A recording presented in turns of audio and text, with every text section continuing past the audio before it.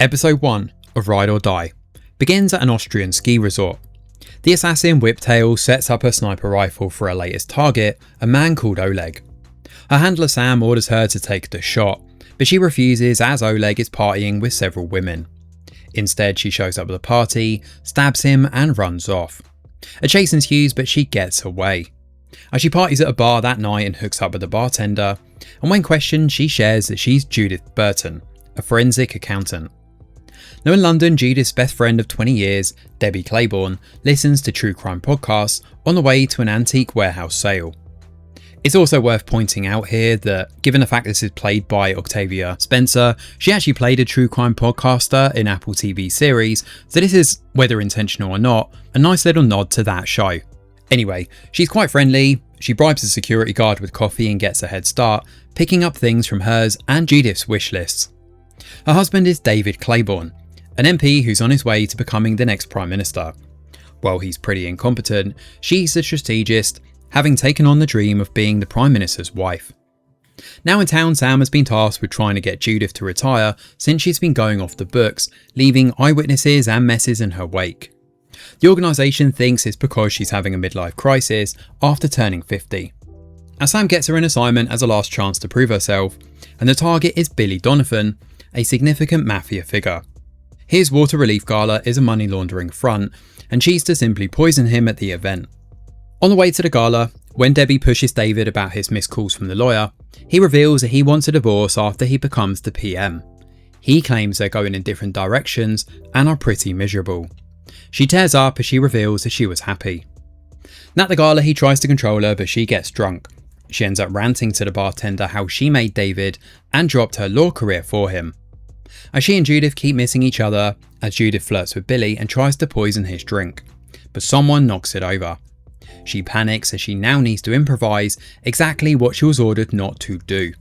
Now back at the bar, a hunting Debbie lashes out at David's party members, and they warn her to look inward, hinting that David makes dirty money. Now meanwhile, Judith sneaks into Billy's hotel room and finds 4 men dead, one of them being David. There's also a postcard of a cemetery with the note, "Miss me, DC." She's about to escape when she overhears some guards looking for Debbie, and she's shocked to find a drunk Debbie and drags her away with her.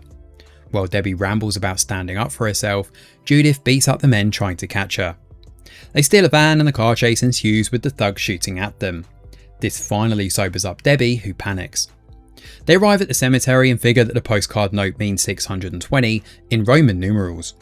This happens to be a grave for Judith Burton. And inside is the black mark, which is code for wanting someone dead. Debbie is in shock and Judith finally reveals that she's been an assassin for 29 years. Back at the hotel, Sam's extraction team clears up the place. Billy is gone and Judith threw away a tracker, and he's told something shocking and he orders his men to find her. Debbie is still upset with Judith though and questions everything, including their friendship. They're both stunned speechless when Judith blurts out David is dead, and Debbie announces at the same time that he left her. At the end of the episode, the cloaked figure from the previous night arrives at the cemetery. This is a woman named Anna, who asks the caretaker if Judith opened the grave.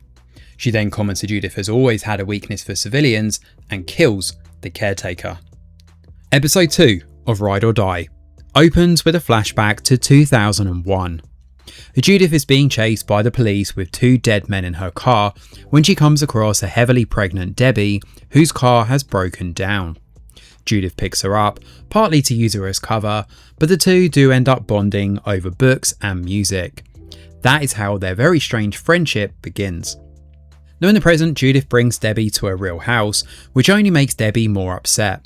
The place is sparse, empty, and completely missing all the antiques Debbie bought for her over the years. It's another reminder that she barely knows her best friend at all. Meanwhile, Amanda, the director's secretary, scolds Sam for continuing to cover for Judith. Now Judith is still focused on her assignment and heads out to find Billy, while Debbie panics about what to tell her children. She's also confused when David's death is not on the news, and the hotel incident has been covered up as a mold infestation. When Debbie calls Judith for answers, she's horrified to learn the agency has taken David's body. Judith tries to fix things by asking Sam to save the corpse, but eventually goes to agency headquarters herself, which is strictly against protocol. Guns are drawn, but the director orders everyone to stand down. Judith confronts him about the black mark and points out that someone knew she was coming to the gala to kill Billy.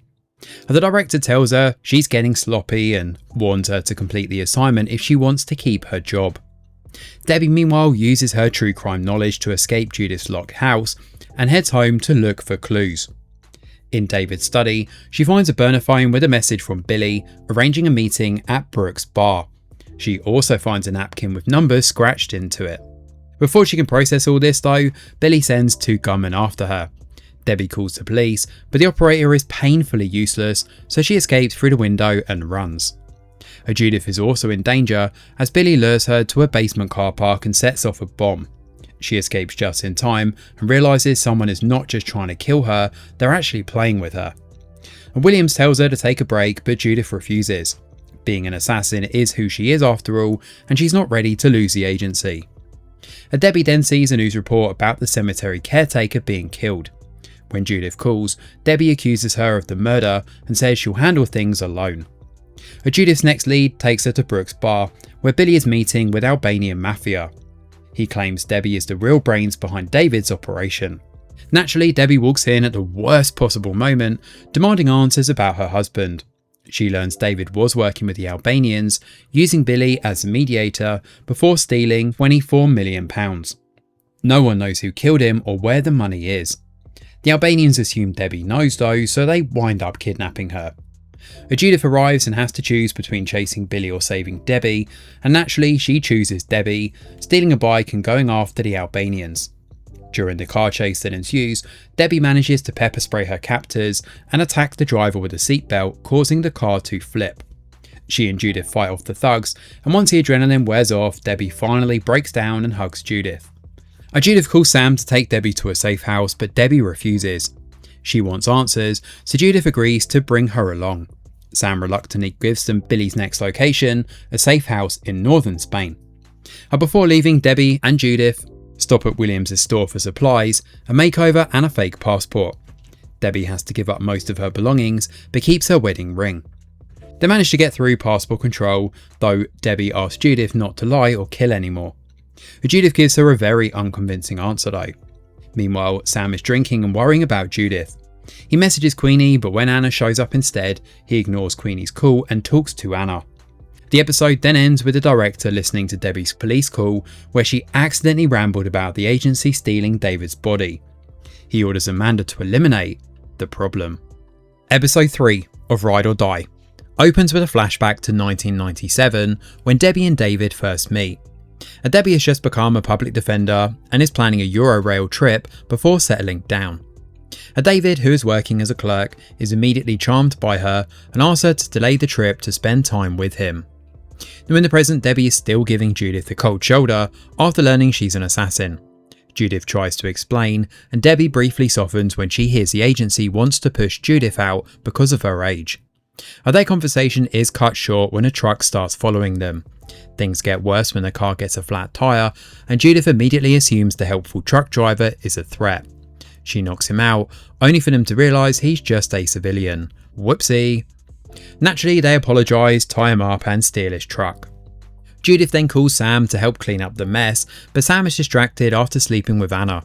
She unnerves him further by casually getting naked and by having mysterious scars on her hand, which she claims came from falling through a glass door. Sure, Jan. And meanwhile, David is finally reported missing, but when Sam goes to retrieve his body, the morgue no longer has it. Elsewhere, Albanian boss Kreshnik kills one of his own men for letting Debbie escape and sends his son after her instead. Judith then calls Williams, who confirms the car should have had a tyre jack, making Judith even more paranoid. Debbie meanwhile puts her true crime knowledge to use by cleaning fingerprints from the stolen truck. The women eventually board a train to Barcelona, where Debbie starts looking into the black mark clues. The painting from the bomb is of Judith, the first female assassin, who supposedly seduced and killed a general. Debbie theorises that Judith's enemy may be a scorned lover, but Judith insists she never let anyone get close enough to love her. Debbie points out that she loved Judith, and Judith still broke her heart. Now back at the hotel, Sam asks Queenie to help find David's body. She's annoyed after he ditched her, but once Williams explains what's happening with Judith, Queenie joins in. Unfortunately, Anna has bugged Sam and overhears everything, then anonymously sends Debbie and Judith's train details to the Albanians. Now on said train, Debbie gets carried away with a fake rich woman story. She asks Judith to join the fantasy, but Judith takes it too far with a fake story of her own. Debbie is hurt all over again, feeling like she still doesn't know who Judith really is. And while Debbie storms off, a man named Brett drugs Judith. Debbie then meets Roberto, who suggests people sometimes lie to protect the ones they love. Now at the same time, Brett attacks Judith in her cabin and reveals his real target is Debbie. The director has put a hit on her, and Judith manages to fight back and kills him, but then finds Debbie and convinces her to jump from the train before more assassins arrive. After surviving the fall, Debbie realises Roberto has stolen their money and passports. Now as they walk toward the nearest town, Debbie and Judith finally have it out. Judith admits everyone who knows the real her eventually leaves, while Debbie worries she was never really Judith's friend to begin with. The two break down, hug, and finally patch things up. Meanwhile, Sam and Queenie discover blood outside Billy's hotel room, leading them to the laundry room and an ATM camera. While waiting for the footage, Sam reveals Judith once saved him when he was a carjacker and helped bring him into the agency. Queenie then admits she wants a meeting with the director because her birth certificate is fake and she wants to know why. Debbie and Judith eventually find a payphone and call Debbie's children, only for them to reveal something very shocking. It turns out David is still alive. The episode then ends with Sam recognising Anna on the CCTV footage. She is the one who took David's body. And as Debbie and the kids try to call David, Anna ignores Debbie's call and texts the children from David's phone. David is alive, but he's handcuffed to a bed. Episode 4 of Ride or Die opens with a flashback to 1988. The director visits an orphanage to recruit 15-year-old Judith after privatising his assassin program.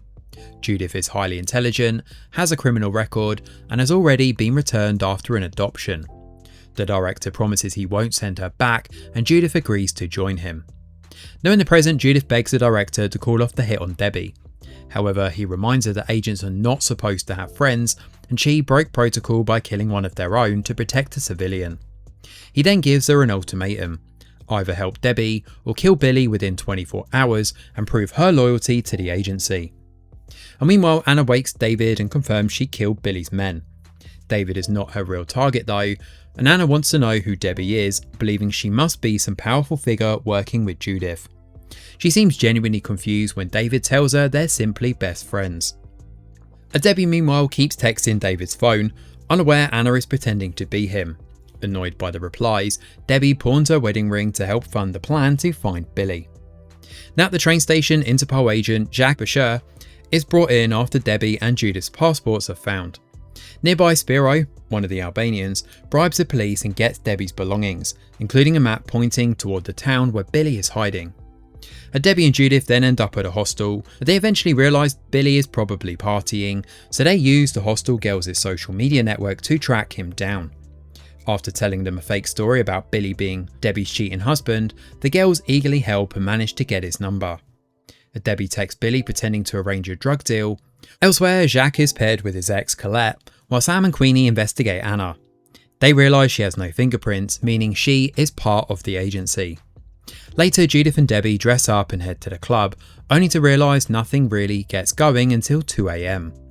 While they wait, Judith tells Debbie more about her training and explains that assassins are taught not to love anyone. A local drug dealer named Alejandro tries selling them coke and gets aggressive when they insist on buying from Billy. To stop Judith from killing him and his gang, Debbie awkwardly buys the coke and ends up taking some. Now on the dance floor, Bodhi reappears and dances with Debbie, giving her a brief moment of fun before Billy finally arrives. Now Billy doesn't recognise Judith in her wig and lets her follow him to the bathroom. But Alejandro's gang spots them and moves in, wanting to punish Billy for selling on their turf. A high Debbie remembers that Judith trained blindfolded and cuts the club lights, allowing Judith to take the dealers down in the dark. Billy tries to run, but Debbie accidentally knocks him out with a fire extinguisher. And meanwhile, Sam sneaks Queenie into the director's office. They break into his safe and discover Queenie's mother was an assassin. They also find Anna's file here and learn that Redback, Anna's codename, supposedly died 5 years earlier on a mission with Judith. They barely escape when the director returns. Now back in Spain, Judith and Debbie tie Billy up at his own house. He quickly reveals he was the middleman who connected David with the Albanian mob 3 years earlier. The Albanians control a port, and Debbie's transport bill would have ruined their profits, so David was supposed to bribe politicians to stop it. Debbie is devastated and walks out. Alone with Judith, Billy insists he didn't see who attacked his hotel room at the gala. He then tries talking his way out of being killed, accidentally reminding Judith of her promise to Debbie. Now Judith wants to keep her job, but in the end she chooses Debbie. Debbie then rushes back in, warning that the Albanians are coming. Billy claims he can help them recover the stolen money and get the target off their backs.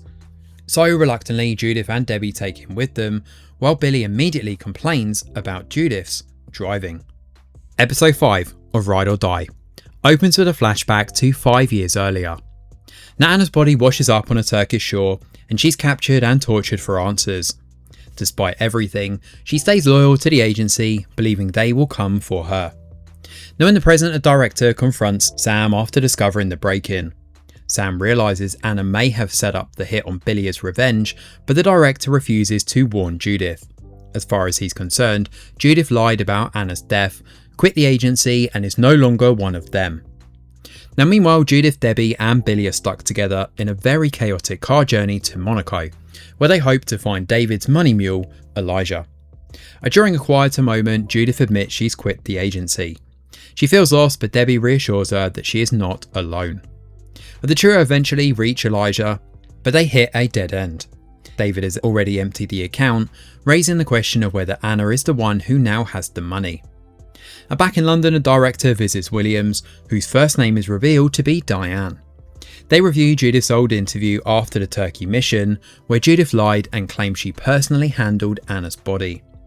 The director discovers that there was a riot at an illegal Turkish prison 6 months earlier, which likely explains how Anna escaped. Diane suggests warning Judith, but the director is hurt and angry. He knew Anna since she was 15 and now realises he abandoned her because of Judith's lie. Elsewhere, Queenie tries to warn Judith, but Sam refuses to risk his job or life. Queenie calls him a coward for betraying the woman who once saved him. Then Monaco, Judith, Debbie and Billy argue over what to do next. They're interrupted by Arnando, a dangerous arms dealer who recognises Judith under one of her old aliases. He invites him to a party and Debbie quickly becomes interested when she learns he owns a huge antique collection. Her plan is pretty simple. She's going to rob him and use the money to pay back the Albanians. Judith thinks this is a terrible idea, but Debbie refuses to back down. Now meanwhile, Interpol tracks Debbie to Monte Carlo after she's flagged for driving Billy's car suspiciously slowly. Spiro is also on their trail and kills a corrupt cop after learning where they are. Now at the hotel, Jacques spots Debbie and pretends to flirt with her. She sees through his messy breakup energy almost immediately, but accidentally leaves enough information for him to identify her room. Now back in London, Anna confronts the director. He understands her rage, but despite everything, he still doesn't want Judith dead. Anna attacks him, but he fights back, forcing her to flee. Sam eventually changes his mind and starts looking into Billy for Judith's sake. He traces him to Monaco and contacts an agent there. At Arnando's party, Judith discovers Arnando and gets the passcode to his collection. Debbie and Billy, both wildly out of their depth here, improvise their way past the guard and security cameras. Now once inside, Debbie's antique knowledge proves rather useful, and she identifies the valuable pieces from the fakes.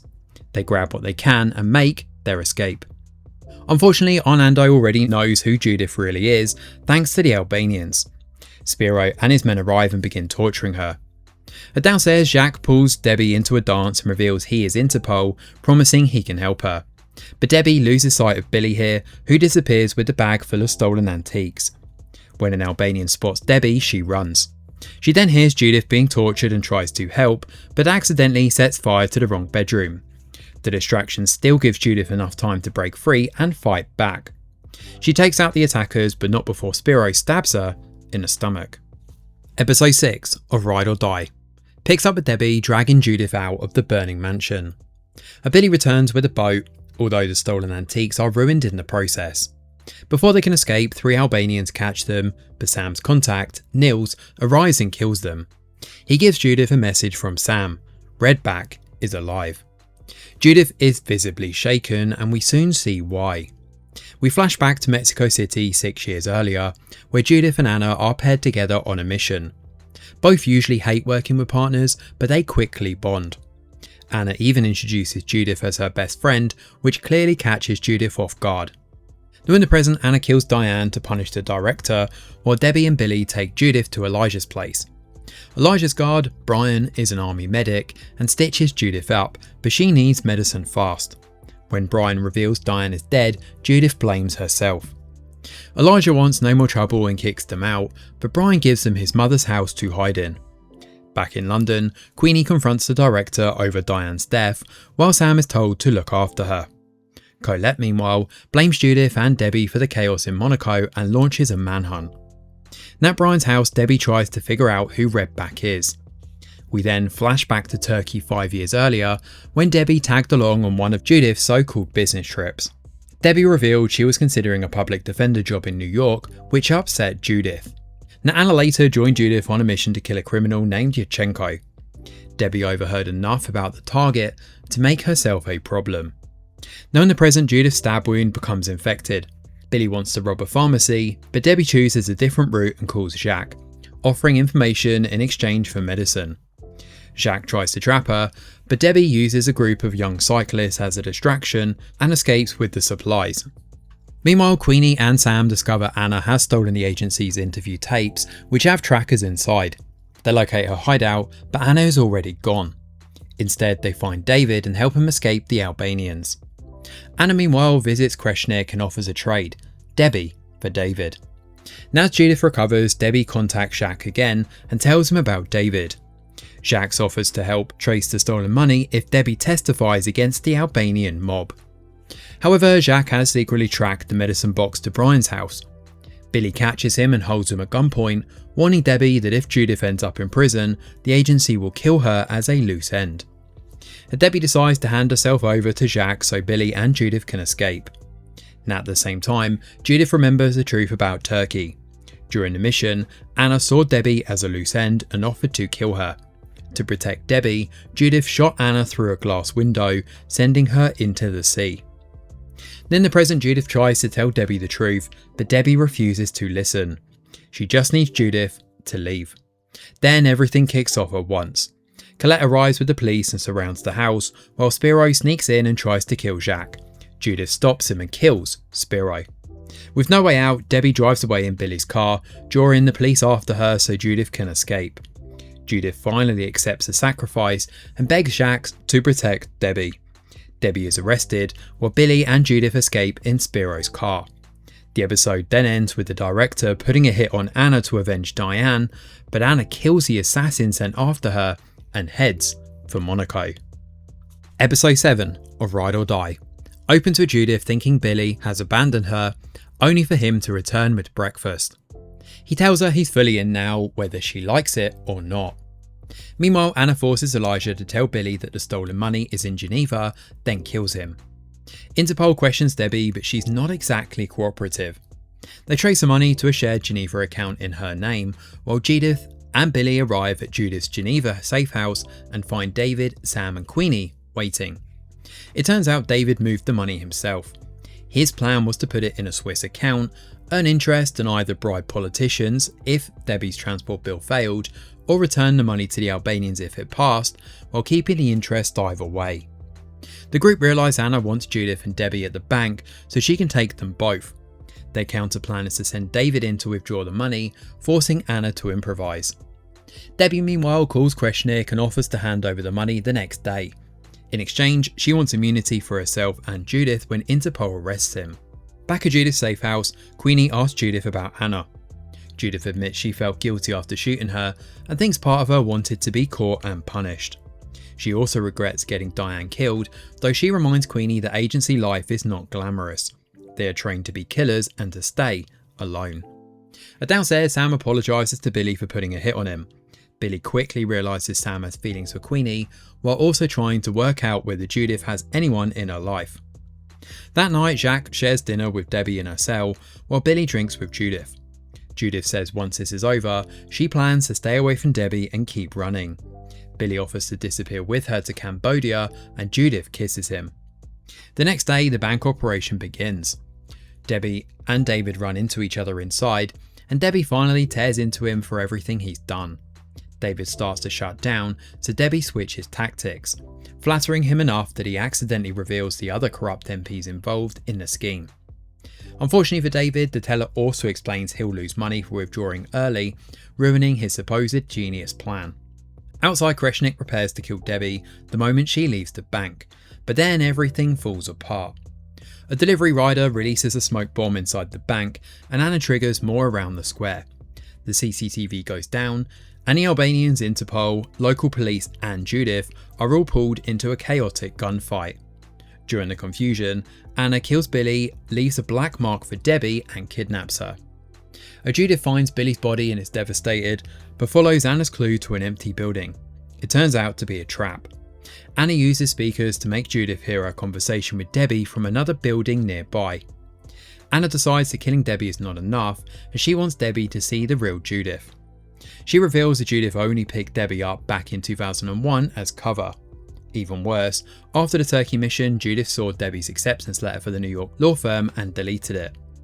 Anna then plays Judith's old interview tape, where Judith claims Debbie is just useful cover, an ordinary, boring middle-aged woman who helps her blend in, with no emotional attachment.